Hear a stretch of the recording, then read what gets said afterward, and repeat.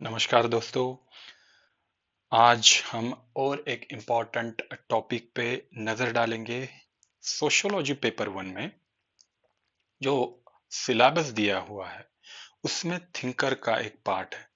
जो थिंकर का एक चैप्टर है उसमें मैक्स वेबर ये थिंकर के ऊपर काफी बार पीवाईक्यूज में क्वेश्चंस पूछे गए हैं। जो 5 टॉपिक इंपॉर्टेंट है उसमें से आज 2 टॉपिक हम यहाँ पे कवर करेंगे। ये 2 टॉपिक है आइडियल टाइप और सोशल एक्शन। सोशल एक्शन पहले दिया हुआ है, बाद में आइडियल टाइप है। तो बिना देरी करते हुए लेट्स स्टार्ट। ये इंटरेस्ट डेवलप करने के लिए हम एक चीज करेंगे कि थोड़ा हिस्टोरिकल बैकग्राउंड से ये लिंक करके देखते हैं। हिस्टोरिकल बैकग्राउंड से लिंक किया तो आप भी एक अच्छी लिंक एस्टैब्लिश कर पाएंगे और जान पाएंगे कि आखिर चीजें डेवलप हुई कैसे, हुआ क्या था। तो शुरुआत करते हैं रेनेसांस। ये चैप्टर 1 सोशियोलॉजी में भी दिया हुआ है, इमर्जेंस ऑफ सोशियोलॉजी। वो काइंड ऑफ थिंग है, लेकिन हम उसमें डिटेल ना जाते हुए जस्ट ऊपर ऊपर से ही देखेंगे ताकि एक लिंक स्टैब्लिश हो पाए। ठीक है। तो पीरियड ऑफ रेनेसांस हमने देखा, इस पीरियड में रैशनल थिंकिंग डेवलप हो गई और रैशनल थिंकिंग डेवलप होने के बाद काफी थिंकर्स, फिलोसोफर, आर्टिस्ट, इन्होंने क्रूशियल रोल प्ले किया to develop a particular way human rationally think कर पाए और एक नया पर्सपेक्टिव सोसाइटी को दिया जहां पे रिलीजन इतना इंपॉर्टेंस रोल प्ले नहीं करता था, रादर दैन इंडिविजुअल एस्पेक्ट से सोसाइटी में एक थॉट प्रोसेस जनरेट हो। इसके लिए जैसे कि फ्रीडम हो गई, लिबर्टी हो गई, रूसो आपने सुना होगा, ये सब फिलोसोफर्स और थिंकर हो गए हैं। जो आर्टिस्ट भी थे, मोनालिसा की पेंटिंग वगैरह, जो liberal attitude of a human being, वो एस्पेक्ट यहाँ पे स्टार्ट हो गया था। तो उस दौरान ही 2 इंपॉर्टेंट इवेंट हुए, एक है फ्रेंच रिवॉल्यूशन, दूसरा है इंडस्ट्रियल रिवॉल्यूशन। अब फ्रेंच रिवॉल्यूशन के साथ ही अलग अलग वैल्यूज जैसे कि लिबर्टी, फ्रीडम, जो कि हमारे इंडियन कॉन्स्टिट्यूशन में भी ये सब चीजें मेंशन हैं, जो फ्रेंच रिवॉल्यूशन के बाद ही इस्टेब्लिश हो गए थे। वो जो थिंग थी justice, liberty, all that thing और ऑल दैट थिंग्स। तो उसके साथ ही इंडस्ट्रियल रिवॉल्यूशन हुआ। इंडस्ट्रियल रिवॉल्यूशन में मैकेनाइजेशन हो गया वर्क का। तो साइंस में काफी डेवलपमेंट इस बार देखी गई, उस बार देखी गई थी। तो साइंस जो है वो कई क्वेश्चंस का आंसर दे पाएगा, ऐसी एक धारणा लोगों में डेवलप हो गई। तो वो क्वेश्चन का आंसर दे पाता है, ये लोगों में विश्वास बैठने लगा। तब जाके एक क्वेश्चन इमर्ज हुआ कि अगर साइंस सबका सॉल्यूशन प्रोवाइड करता है, क्या इट इज पॉसिबल कि सोशल साइंस, जिसे हम कहते थे कि सोशियोलॉजी, जो सोसाइटी की स्टडी भी है, वो भी इसी हिसाब से साइंटिफिक वे से पॉसिबल हो पाए? क्या ये सोशल साइंस है या फिर हम इसे साइंस की कैटेगरी में ला के खड़ा कर दी, जैसे कि हम फिजिक्स की स्टडी करते हैं, केमिस्ट्री की स्टडी करते हैं, उस हिसाब से अगर स्टडी हो पाती है? तो उसमें फिर डिबेट चालू हो गई। जो बेसिक डिबेट है वो 2 ग्रुप में, हम ग्रुप कह सकते हैं, उस टाइम पे चली थी। एक थे पॉजिटिविस्ट और एक थे आइडियलिस्ट। अब पॉजिटिविस्ट बोलते हैं कि यस, सोसाइटी की एक जनरल साइंस की तरह ही साइंटिफिक स्टडी पॉसिबल है। जो हमेशा कहते हैं कि जो सोसाइटी है is more than the summation of individuals. Individual से काफी ऊपर सोसाइटी है। जैसे कि फिर डकिन, जो हर्बर्ट स्पेंसर थे, ऑगस्ट कॉम्टे थे, तो इन्होंने अपने हिसाब से ये यहाँ पे अलग अलग थेरीज प्रोड्यूस किया और हमें उससे ये जानने के लिए मिला, वो थेरी से हमें जानने को मिला, उन्होंने इम्फोसाइज किया कि सोसाइटी की स्टडी साइंटिफिक वे से पॉसिबल है।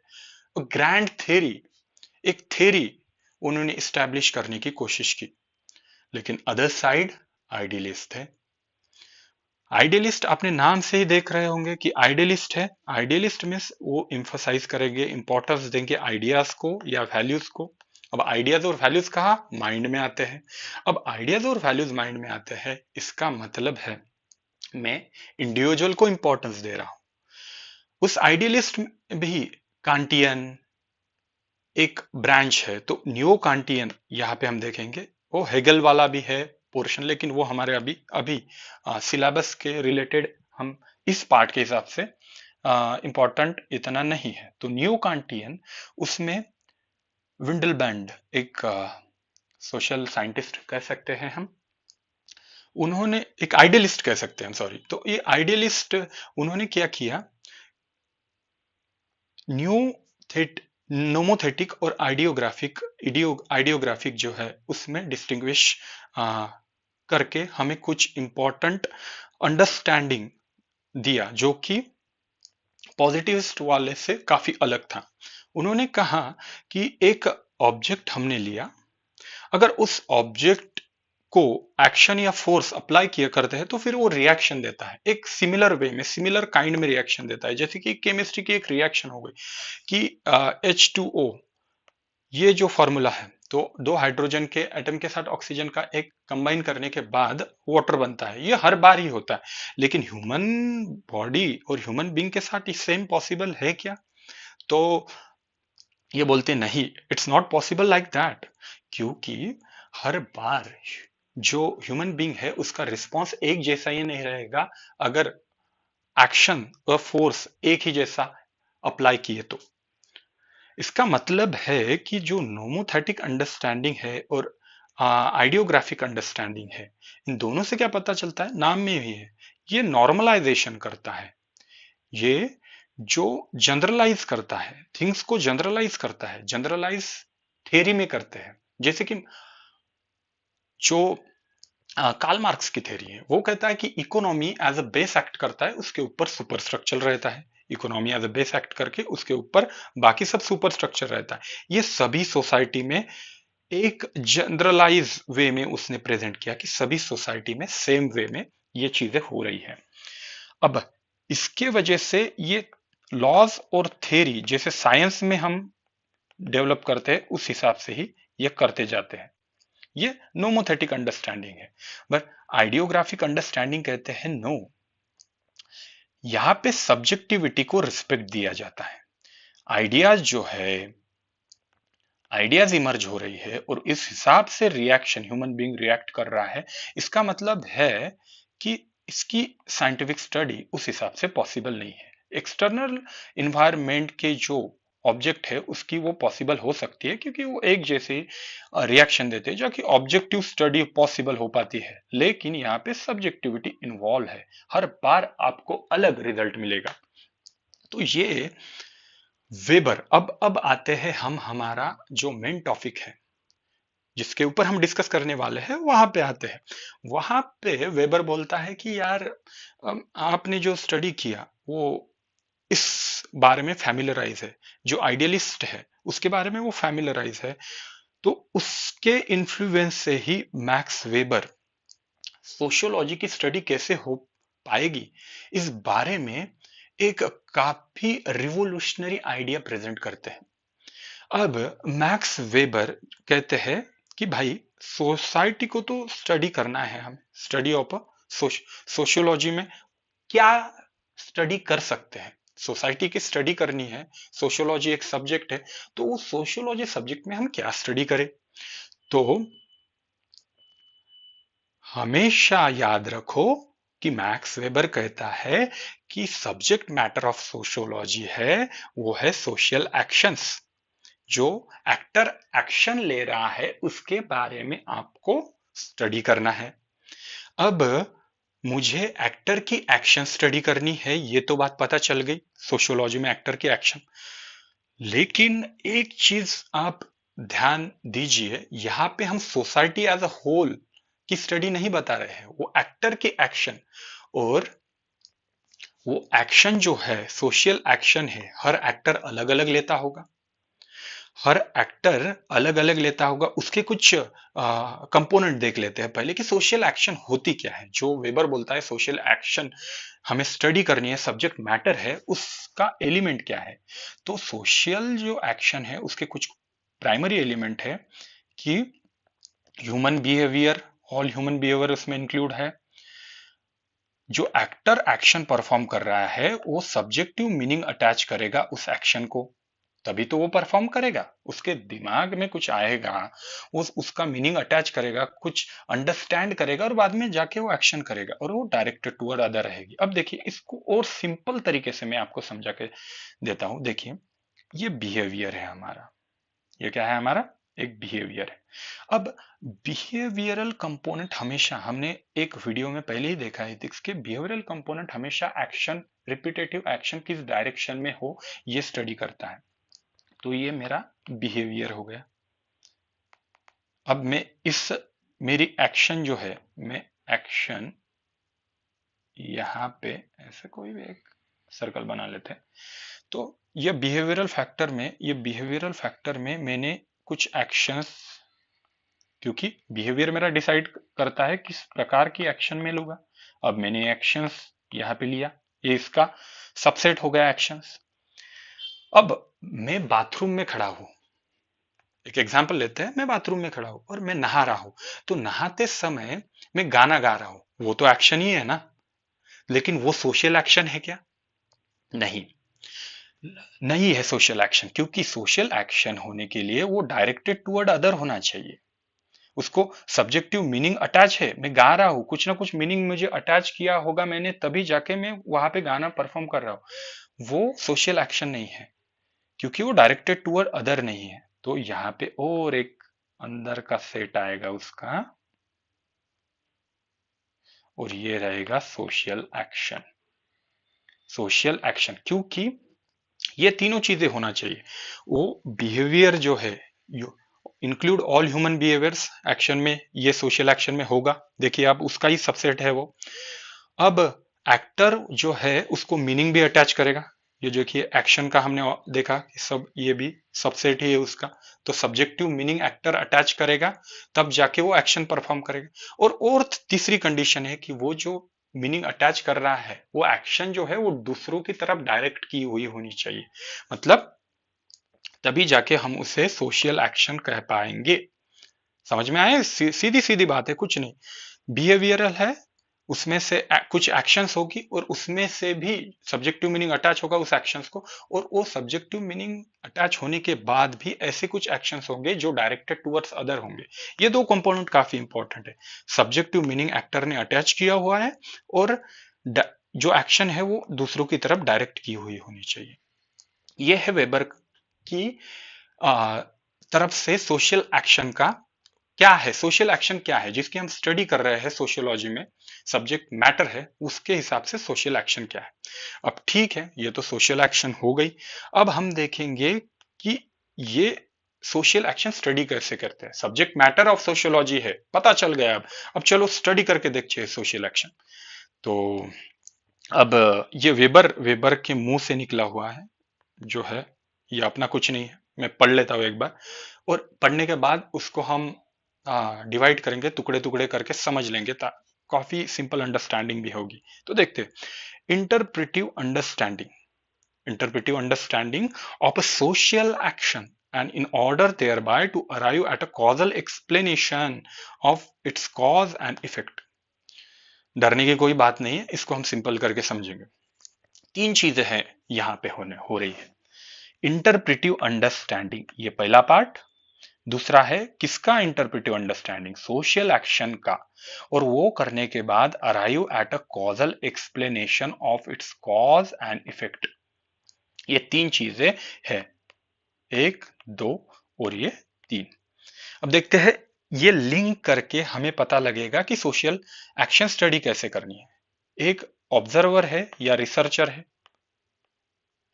रिसर्चर है, तो रिसर्चर को इंटरप्रेटिव अंडरस्टैंडिंग करनी है। कुछ एक्शन परफॉर्म हो रहा है, किसी, एक एक्टर है, वो, इमेजिन कीजिए आप, ये सब चीजें इमेजिन कीजिए। एक एक्टर है, उसने दूसरों की तरफ डायरेक्ट किया हुआ एक एक्शन परफॉर्म किया। इस एक्टर ने कुछ सब्जेक्टिव मीनिंग अटैच किया है एक चीज को, सब्जेक्टिव खुद का मीनिंग अंदर से कुछ मीनिंग अटैच करके एक एक्शन दूसरों की तरफ डायरेक्ट किया है।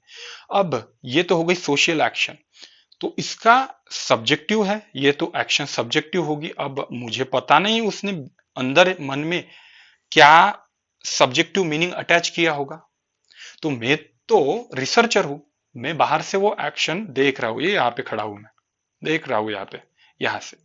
तो मैं उसका इंटरप्रिटेशन करूंगा, मैं इंटरप्रिटेशन करके अंडरस्टैंड करूंगा वो सोशल एक्शन। तो मैंने जनरेट किया, दूर से देख रहा हूं, मैंने इंटरप्रिटेशन किया कि भाई ये एक्शन ऐसे परफॉर्म हो रही है, तो मुझे लगता है कि ये चीज होगी, मतलब मेरा ही अंडरस्टैंडिंग है ये सोशल एक्शन के बारे में। और ये अंडरस्टैंड होने के बाद मैं कुछ कॉज और इफेक्ट, जो चीजें हुई, वो सोशल एक्शन परफॉर्म हुई, वो एक्सप्लेन करने के लिए कॉजल एक्सप्लेनेशन दूंगा कि वो क्यों चीज वैसे परफॉर्म हुई होगी मेरे हिसाब से। तो अब यहाँ पे आपको एक इंपॉर्टेंट क्वेश्चन आना माइंड में जरूरी है कि भाई हम सोशल एक्शन स्टडी कर रहे हैं, उसमें भी वेबर बता रहा है कि एक्टर का सब्जेक्टिव अंडरस्टैंडिंग और सब्जेक्टिव मीनिंग अटैच है, और वो दूसरों की तरफ डिफाइंड है। अब मैं ऑब्जर्वर दूर से देख रहा हूं और मैं इंटरप्रेट कर रहा हूं एक्शन। आपको नहीं लगता एक चीज काफी सब्जेक्टिव हो गई है, और रिसर्चर खुद के मन से भी कुछ अंदर डालेगा, जरूर डाल सकता है। तो इसीलिए अब वेबर बोलता है, और हमारे वीडियो का भी नेक्स्ट जो हमने डिसाइड किया था, एक सोशल एक्शन और एक आइडियल टाइप, हम दूसरे पार्ट की तरफ बढ़ रहे हैं, आइडियल टाइप। तो इसीलिए वेबर बोलता है भाई ठीक है, सब्जेक्टिव चीज है, उसकी ऑब्जेक्टिव अंडरस्टैंडिंग अगर करनी हो तो आइडियल टाइप आपके पास होना जरूरी है, रिसर्चर के पास होना जरूरी है। अब आइडियल टाइप क्या है, यह भी काफी सिंपल और इंटरेस्टिंग चीज है, चलो देखते हैं क्या है। हमें ऊपर देखा कि अभी आपको समझ में आ गया होगा कि एक ऑब्जर्वर है जो सब्जेक्टिव चीज अंडरस्टैंड करने की कोशिश कर रहा है, और उससे ऑब्जेक्टिव रियलिटी जनरेट कर रहा है, ऑब्जेक्टिव रियलिटी जनरेट करने की कोशिश कर रहा है। ये काफी मुश्किल टास्क है। अब ये करने के लिए किसी की हेल्प तो लगेगी, तो यहाँ पे एक मेजरिंग एक टूल प्रोवाइड किया है वेबर ने। वो बोलता है कि आइडियल टाइप यूज करो, रिसर्चर जी आप आइडियल टाइप यूज करो। कैसे करते हैं देखते हैं। तो आइडियल टाइप पहले होता क्या है ये हम बेसिकली समझेंगे। तो आइडियल टाइप मैं कहता हूं एक मेंटल कंस्ट्रक्ट है। क्या है आइडियल टाइप? एक मेंटल कंस्ट्रक्ट, दिमाग में ही तैयार हुआ हुआ एक कंस्ट्रक्शन किया हमने दिमाग में। तो किस किस चीज का कंस्ट्रक्शन है देखते हैं। अब ये एक टूल है, ये क्या है? एक टूल है, मेथोडोलॉजिकल टूल है, जो हमें हेल्प करता है रियलिटी देखने के लिए। कुछ एक्शन परफॉर्म हो रही है, कुछ फिनोमिना, सोशल फिनोमिना बाहर हो रहा है, वो देखने के लिए किस हिसाब से, वो सब्जेक्टिव है, क्योंकि एक्टर एक्शन ले रहा है, वो सब्जेक्टिव, उसका मीनिंग वो खुद ने अटैच किया हुआ है। मैं ऑब्जर्वर बाहर से वो चीज चेक कर रहा हूं, तो वो रियलिटी देखने का काम मेरे को सिंपल तरीके से आइडियल टाइप से पॉसिबल हो पाता है। तो आइडियल टाइप एक मेंटल कंस्ट्रक्ट है जो गाइड कर रहा है रिसर्चर को। और वो किस किससे तैयार होता है ये यहाँ पे दिया हुआ है कि essential characteristics of that social phenomena which are studied by that observer और दैट रिसर्चर। तो कोई फिनोमिना है, मैं मैरिज स्टडी कर रहा हूँ, मैं अभी वेबर के ही हिसाब से अगर दे रहा, मैं ब्यूरोक्रेसी स्टडी कर रहा हूँ, मैं कैल्विनिस्ट इथिक्स स्टडी कर रहा हूँ। तो मैं क्या कर रहा हूँ, वो फिनोमिना स्टडी करते समय इंटरप्रेटिव अंडरस्टैंडिंग मैंने डेवलप की, जनरेट की, और उसके कुछ इसेंशियल कैरेक्टरिस्टिक मैंने उठा लिए। जो स्टडी कर रहा है उसी टाइम पे इसेंशियल कैरेक्टरिस्टिक मैंने उठा लिए, वो जो हम कहते हैं कि formation on the basis of fact. जो नीचे जो फिनोमिना हो रहा है उसमें से ही, वो रियलिटी में से ही मैंने कुछ कैरेक्टरिस्टिक, कुछ फैक्ट उठा लिए, और वो फैक्ट मैंने as a measuring rod use किए, एक ऑब्जेक्टिव रियलिटी क्रिएट करने के लिए, सब्जेक्टिव अंडरस्टैंडिंग से ऑब्जेक्टिव रियलिटी क्रिएट करने के लिए वो मेजरिंग रॉड की तरह यूज किए। अब इसका सिंपल एग्जांपल वही देखते हैं कि वेबर जब स्टडी कर रहा होगा तो उसने देखा कि भाई कैल्विनिस्ट इथिक्स, जो प्रोटेस्टेंट इथिक्स है, जो क्रिश्चियनिटी में है, तो वो अलग है, वो अलग टॉपिक है। जब आएगा हम वो भी एकदम सिंपल तरीके से इसी तरीके से देखेंगे। तो वेबर ने एनालाइज किया कि कैल्विनिस्ट इथिक जो है सम कैरेक्टरिस्टिक शो कर रहा है, कुछ कैरेक्टरिस्टिक में फिनोमेना स्टडी कर रहा हो, उसी टाइम पे उसने कुछ कैरेक्टरिस्टिक वहां से पिक किया, एक दो तीन ऐसे कुछ कैरेक्टरिस्टिक हो गए। वो कैरेक्टरिस्टिक उसने कलेक्ट किया और कलेक्ट करने के बाद उसने एक आइडियल टाइप बनाया कि भाई ये चीजें कैल्विनिस्ट इथिक्स में है। फिर जाके उसने कैपिटलिज्म स्टडी किया। कैपिटलिज्म में भी उसने कुछ लगाया चीजें, एक दो तीन कुछ चीजें लगाया। उसने देखा कि यहाँ पे ये कैरेक्टरिस्टिक है, आइडियल टाइप, वही मेजरिंग लॉर्ड लगा के देखा। और उसको यह ध्यान में आया कि अरे यार, मैंने जो आइडियल टाइप जो है कैल्विनिस्ट इथिक्स के वो स्टडी करने के बाद जनरेट किया था, वही सेम मेजरिंग रॉड से मैं कैपिटलिज्म भी स्टडी कर पा रहा हूं। इसका मतलब है जो कैपिटलिज्म है और ये जो कैल्विनिस्ट इथिक्स है, इसमें कुछ ना कुछ रिलेशनशिप है, causal relationship. Causal relationship establish हो गया है। देखा हमने सोशल एक्शन की डेफिनेशन स्टडी की थी, तो same subjective interpretive understanding of and social action की अंडरस्टैंडिंग लिया, और किससे लिया, आइडियल टाइप से लिया, और उसके बाद एक कॉजल रिलेशनशिप हमने स्टैब्लिश की, और फिर सोशियोलॉजी का स्टडी कंप्लीट हो गया, उस ऑब्जर्वर का स्टडी कंप्लीट हो गया। उसने भी वही यूज किया, उसने ब्यूरोक्रेसी में भी वही यूज किया, उसने कैपिटलिज्म की स्टडी में भी जो spirit of Protestant ethics and spirit of capitalism है उसमें भी वही यूज किया, और सोशल एक्शन के आइडियल टाइप जनरेशन में भी वही यूज किया। तो देखते हैं और क्या है। तो हमने ये देख लिया कि मेंटल कंस्ट्रक्ट है, मेथोडोलॉजिकल टूल है, इसेंशियल कैरेक्टरिस्टिक पिक करके जो सोशल फिनोमेना हम स्टडी कर रहे हैं उसके इसेंशियल कैरेक्टरिस्टिक्स पिक करके ही हमने एक आइडियल टाइप बनाया है।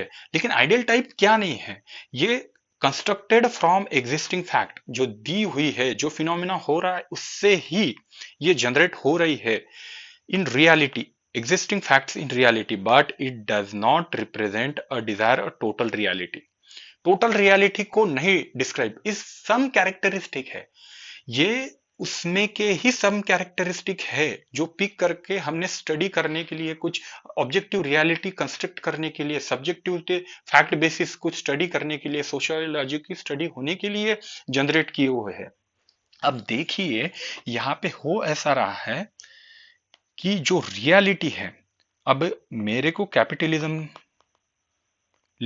और कैल्विनिस्ट एथिक में एक कॉजल रिलेशनशिप स्टैब्लिश हुआ है, लेकिन ये मैं ये नहीं कह रहा हूं कि कैपिटलिज्म जहां पे भी डेवलप होगा यही कैरेक्टरिस्टिक आएंगे। ये एक कॉज हो सकता है, लेकिन यही कॉज हो सकता है ये मैं डिफिनेटली नहीं कहूंगा।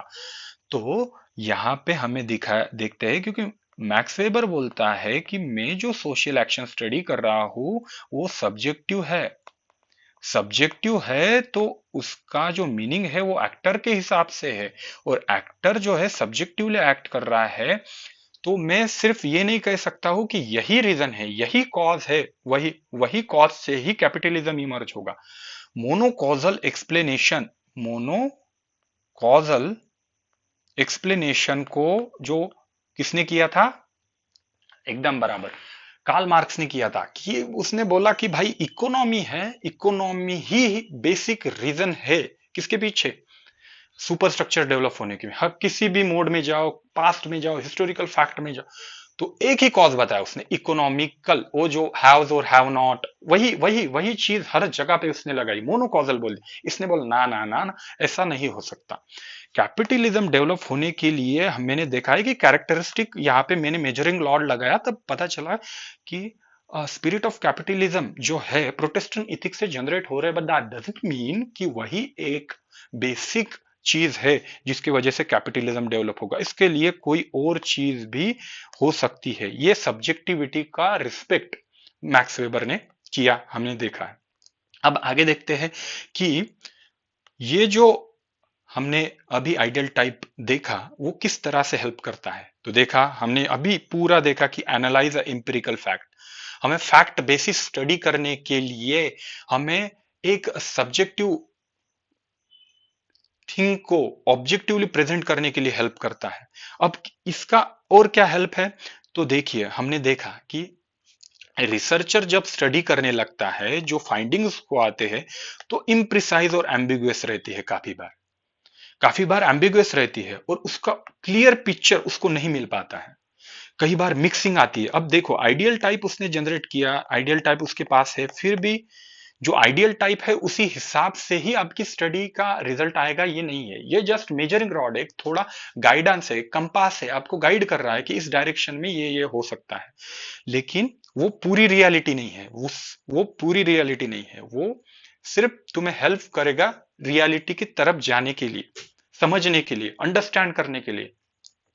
तो it helps to come out from such a situation, ऐसे क्रिटिकल सिचुएशन से बाहर आने के लिए हम आइडियल टाइप का यूज करते हैं। अब देखते हैं कि सोशल एक्शन जो हमने स्टडी किया था ऊपर, उसके बाद हमने आइडियल टाइप देखा, अब आइडियल टाइप के बाद देखेंगे कि यहाँ पे जो सोशल एक्शन उसने जो इंटरप्रेटिव अंडरस्टैंडिंग से बोला था मैक्स वेबर ने, तो यहाँ का आइडियल टाइप उसने कैसे दिया, इससे आपका और क्लियर हो जाएगा पिक्चर कि एम्बिगुअस कैसे रहता है, रिसर्चर एम्बिगुअस कैसे रहता है और उसके बाद आइडियल टाइप उसको कैसे हेल्प करता है। देखो, तो सोशल एक्शन स्टडी करते समय चार टाइप के सोशल एक्शन है, ऐसा आइडियल टाइप किसने कंस्ट्रक्ट किया, वेबर ने कंस्ट्रक्ट किया। उसमें चार एक्शन है, wert rational, traditional action and affective social action, ये चार एक्शंस वेबर ने बोला कि आइडियल टाइप है। अब आप सोशल एक्शन जब भी स्टडी करोगे तो ये एज ए मेजरिंग रॉड आपको गाइड करेगा to distinguish various social action. तो पहला है ज्वेक रैशनल सोशल एक्शन, ये जो है नाम में ही है, रैशनल है मतलब दिमाग का यूज है, ज्वेक रैशनल मीन्स गोल की तरफ है, कोई मैंने एक गोल डिसाइड किया और वो गोल पूरा करने के लिए मैं कोई एक्शन ले रहा हूं, इंस्ट्रूमेंटल, इस ज्वेक का मतलब है instrumental rational action, instrumental instrumental rational action, goal की तरफ बढ़ने के लिए सोच समझ के मैंने डिसीजन लिया। अब इसका एग्जाम्पल अगर देखा जाए तो हम किसी एग्जाम की प्रिपरेशन कर रहे हैं, वो एग्जाम में सक्सेस मिलना ये मेरा गोल है, मैंने रैशनली डिसाइड किया उसके लिए मैं ये करूंगा, इसलिए मैं ये सोशल एक्शन दे रहा हूं, इसीलिए मैं एक्शन परफॉर्म कर रहा हूं, इसीलिए मैं स्टडी हार्ड कर रहा हूं। तो गोल अचीव करने के लिए ली हुई एक्शन इंस्ट्रूमेंटल सोशल एक्शन वो स्वेक रैशनल। अब है वेट रैशनल सोशल एक्शन, इस सिंपल सिंपल एग्जाम्पल से मैं आपको के समझा के बताऊंगा सब। तो ये है ओरिएंटेड टुवर्ड वैल्यूज। अब मैं यहाँ पे जो सोशल एक्शन लूंगा उसका एंड जो है वो गोल नहीं है, इंस्ट्रूमेंटल जो गोल अचीवमेंट ये मेरा एम नहीं है, तो मेरा है वैल्यूज, वो एक्शन कंप्लीट हो, गोल अचीव या ना हो, वैल्यूज है, वो सोशल एक्शन परफॉर्म करते समय मैंने वैल्यूज को तवज्जो दिया है, वैल्यूज को इंपॉर्टेंस दिया है। तो ऐसे कौन सी हो सकती है, आप सोच के देखिए ऐसी कौन सी एक्शन है जहां पे हम वैल्यूज को कई बार इंपॉर्टेंस देते हैं किसी के बारे में, सोचिए मैं भी बताऊंगा। अब ट्रेडिशनल सोशल एक्शन ये तीसरी एक्शन है, सोशल ट्रेडिशनल एक्शन में कैसे हो गई कि ये तो सिंपल ही है, कस्टम हैबिट और प्रैक्टिस, मतलब अब हमारे घर पे दिवाली सेलिब्रेट होती है तो दिवाली के टाइम पे या फिर कोई फंक्शन हो उस टाइम पे हम किस कस्टम, कौन सा हैबिट, कौन सा कस्टम या प्रैक्टिस फॉलो करते हैं हर टाइम पे, तो वो कस्टम अगर हमारा और ट्रेडिशन हमारा एक्शन डिफाइन कर रहा है, वो सोशल एक्शन डिफाइन कर रहा है, तो हम ट्रेडिशनल सोशल एक्शन बोलेंगे। और अफेक्टिव कंपोनेंट जो है, अफेक्टिव कंपोनेंट जहां पे ये भी सिंपल है कि हमारे फीलिंग्स अटैच हो रही है इससे, तो यहाँ पे अगर देखा जाए तो फीलिंग्स जब अटैच होती है तो इसका एग्जाम्पल हम ऐसा ले सकते हैं कि अ, जैसे कि मेरा दोस्त है, दोस्त का एक बर्थडे है, ठीक है, तो बर्थडे में मेरे को अभी मेरे पास उतने पैसे नहीं है, लेकिन मैं मैनेज कर रहा हूँ पैसे, और पैसे मैनेज करने के बाद जस्ट मुझे खुशी मिले कि यार मैंने मेरे दोस्त को ये बर्थडे गिफ्ट दिया, इसमें मेरी फीलिंग्स इन्वॉल्व है। तो ये एक्शन परफॉर्म करते समय मेरी फीलिंग्स का इन्वॉल्वमेंट यहाँ पे हो रहा है। तो ये सोशल एक्शन परफॉर्म करते समय जो बर्थडे के लिए मेरे दोस्त के लिए मैंने गिफ्ट खरीदा, ये कौन सी एक्शन हो गई? अफेक्टिव हो गई है। यहाँ पे मेरे इमोशन, मेरे हैप्पीनेस, मुझे फील कैसा हो रहा है, इसको मैंने इंपॉर्टेंस दिया। ट्रेडिशनल एक्शन अभी बताया कि एक कस्टमाइज है, कस्टमाइज रूटीन है कि कोई फंक्शन हो रहा है, कोई त्योहार हो रहा है, तो उस टाइम पे हम ट्रेडिशनली, मेरे दादाजी भी वही करते थे, मेरे पिताजी भी वही करते थे। अब हमारे घर में वो एक कल्चर इस्टेब्लिश हो गया, कस्टम इस्टेब्लिश हो गया। वो उस दिन हम कपड़े पहनेंगे, ये करेंगे, वो करेंगे, मिठाइयाँ बांटेंगे और सब। तो ये क्या हो गया? ट्रेडिशनल एक्शन हो गया। अब मैंने बोला था इसके बारे में सोचो, तो मैं एक चीज बोलता हूँ कि वैल्यू को कैसे इंपॉर्टेंस देते हैं। तो कोई भी जैसे बोलते कि रास्ते में हम चल रहे हैं, हमें एक गरीब बच्चा दिखाई दिया, तो अ, मेरी वैल्यूज जो है, जो मेरे साथ है, मेरी आइडियाज है, मेरे वैल्यूज है, मेरे को कहती है कि यार गरीबों को हमेशा मदद करनी चाहिए। मेरे फैमिली में वो वैल्यू सिस्टम है, मेरी फैमिली ने मेरे को वो चीज को वैल्यू देने के लिए हमेशा कहे। फिलोंथ्रोपिकल वर्क जो है वो हमेशा कहते हैं, कोई एकदम रिच आदमी है, बिल गेट्स हो गया या कोई भी हो सकता है, तो वो हेल्प करता है, उसके पीछे कोई रीजन नहीं है, वो जस्ट वो वैल्यू करता है कि लोगों को भी वो उस चीज का बेनिफिट मिलना चाहिए, वो गरीबों को भी बेनिफिट मिल रहा है। तो मैंने ये एक्शन परफॉर्म करते समय मेरे वैल्यूज को इंपॉर्टेंस दिया, मैंने वैल्यूज को इंपॉर्टेंस दिया। तो ये चीज है। अब रिसर्चर क्या करेगा? रिसर्चर जब फील्ड पे जाएगा, सोशल एक्शन स्टडी करने की कोशिश करेगा सोशियोलॉजी में, तब वो देखेगा कि यार रियलिटी जो आ रही है वो ऐसा नहीं है कि ये चार टाइप जो है ऐसे के ऐसे ही उसको मिलेगा। कभी कभी ये दो टाइप का मिक्सचर मिल जाएगा उसको, मतलब वैल्यू भी ऐड है और वो गोल की तरफ भी है। या फिर कभी कभी उसको पता लगेगा कि यार ट्रेडिशंस भी उसमें इन्वॉल्व है। कभी कभी ये दोनों, मतलब परम्यूटेशन और कॉम्बिनेशन कुछ भी रह सकता है। तो अगर रिसर्चर नया है, रिसर्चर को समझ नहीं है, या फिर वो कोई फिनोमिना स्टडी कर रहा है, तो कंफ्यूजन हो जाएगा। अल्टीमेटली तो सब्जेक्टिव सब्जेक्टिव है ना, सब चीजें सब्जेक्टिव है, क्योंकि हम सोशल एक्शन स्टडी कर रहे हैं। तो उसका मीनिंग जो है वो एक्टर ने अटैच किया हुआ है, तो इसलिए प्रिसाइज अंडरस्टैंडिंग नहीं हो पाएगी। इसलिए रियलिटी वही नहीं है, जो वो स्टडी किया है वो रियलिटी है, लेकिन मैंने हेल्प के लिए, मेरा ऑब्जेक्टिव अंडरस्टैंडिंग के लिए मैंने वो जो एक्शंस है वो चार पार्ट में डिवाइड करके फिर सोसाइटी की स्टडी की। ये सब चीजें सोशल एक्शन में कैसे होती है, आप आपने देखा, आपको समझ में आ गया होगा कि हर पोर्शन एकदम इजी लेवल से हमने शुरुआत किया था। शुरुआत से जस्ट एक देख लेते हैं कि पीरियड ऑफ रेनेसांस से हमने शुरुआत किया था, फ्रेंच रिवॉल्यूशन, इंडस्ट्रियल रिवॉल्यूशन से, फिर हमने पॉजिटिविस्ट और आइडियलिस्टिक को डिफरेंशिएट करके कैसे नोमोथेटिक और आइडियोग्राफिक जो अंडरस्टैंडिंग है वो इस्टेब्लिश किया, और फिर जो सब्जेक्टिव अंडरस्टैंडिंग का जो फिनोमिना है वो कहाँ से आया होगा वेबर के दिमाग में, ये इसके लिए हमने उसकी स्टडी किया। और फिर वेबर ने सोशल एक्शन को किस तरह से देखा, सब्जेक्ट मैटर ऑफ सोशियोलॉजी उसने क्या डिसाइड किया, और सोशल एक्शन क्या है और उसकी स्टडी कैसे होती है, और वो जो स्टडी हो रही है, अल्टीमेट जो स्टडी हो रही है, वो स्टडी होते हुए हम आइडियल टाइप कैसे जनरेट कर रहे हैं, ये सब के बारे में आज हमने काफी, मुझे तो लगता है काफी इजी रहा होगा आपके लिए। अब इसी तरह से आइडियल टाइप ब्यूरोक्रेसी का भी है, इसी तरह से आइडियल टाइप जो है वो कैरेक्टरिस्टिक्स है। तो आइडियल टाइप में वो सब भी चीजें भी आएगा जो ब्यूरोक्रेसी, जैसे हायरार्की है, सुपीरियर ऊपर रहता है उसके नीचे, और चेन ऑफ कमांड रहती है। तो ये ब्यूरोक्रेसी का आइडियल टाइप हो गया। वो एक ही एग्जाम्पल है, जब आप वो अलग अलग चीजों को लगा के देख सकते हैं। तो ठीक है दोस्तों, यही था वेबर का अल्टीमेटली आइडियल टाइप और सोशल एक्शन। आई होप आपको समझ में आया होगा, और ये आपके एग्जाम में भी काफी हेल्प करेगा। अगर आपको मेरे वीडियो अच्छे लग रहे हैं तो प्लीज शेयर, सब्सक्राइब और यही दोस्तों में भेजिए यार, ये चीज़ें सब आसान आसान चीज़ें हैं आपके लिए, सब डिसाइफर करके वीडियोस बना रहा हो तो देखिए, जस्ट आपके लिए है, तो आपको अच्छा लगे तो बस स्प्रेड इट। ठीक है, चलो, थैंक यू, थैंक यू।